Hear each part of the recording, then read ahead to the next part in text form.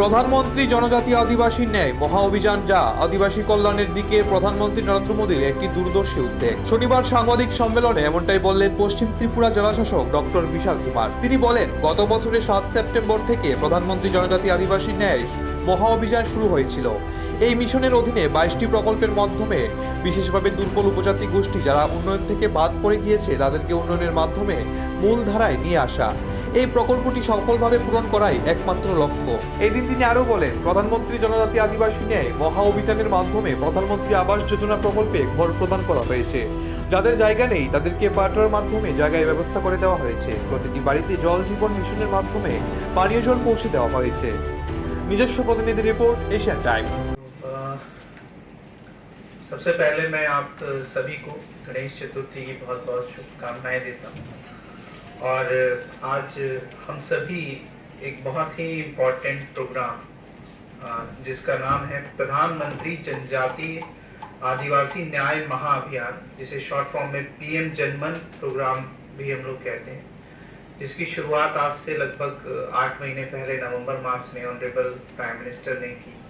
इसका मेन महत्व था कि जो भी हमारे आदिवासी भाई बंधु हैं, खासकर जो प्रिमिटिव ट्राइबल्स ग्रुप्स हैं या जनजातियों में भी जो बहुत पिछड़े जनजाति हैं, उनके उत्थान के लिए काम करना।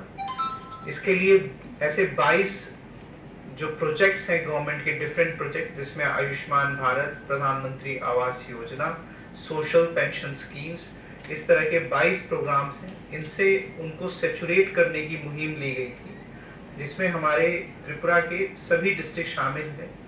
और खासकर ये प्रोजेक्ट हमारी जो रियांग कम्युनिटी है, इसको सेंटर में लेके बनाया गया था।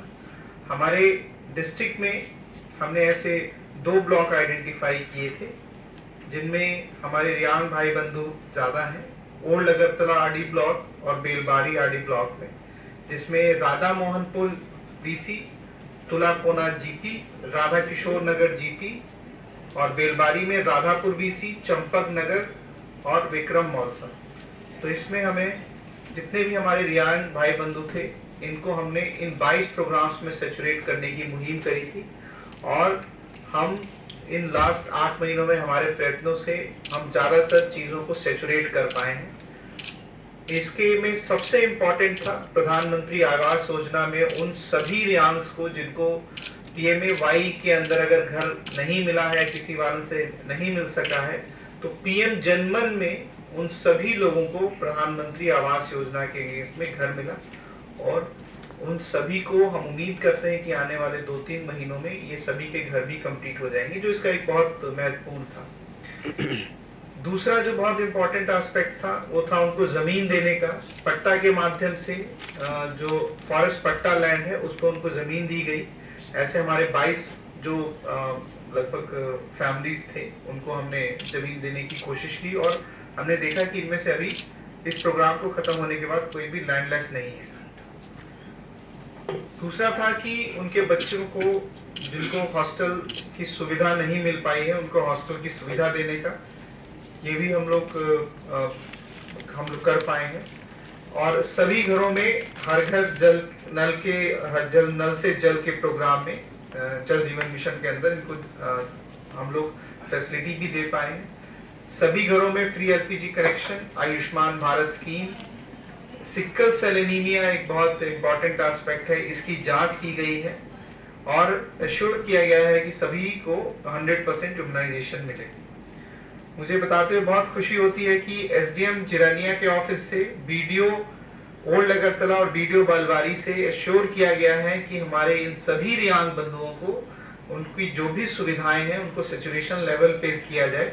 इसके लिए कैंप्स भी लगाए गए थे जिरानिया SDM ऑफिस के थ्रू, और उनमें इस सेचुरेशन को अचीव भी लगभग कर लिया गया है।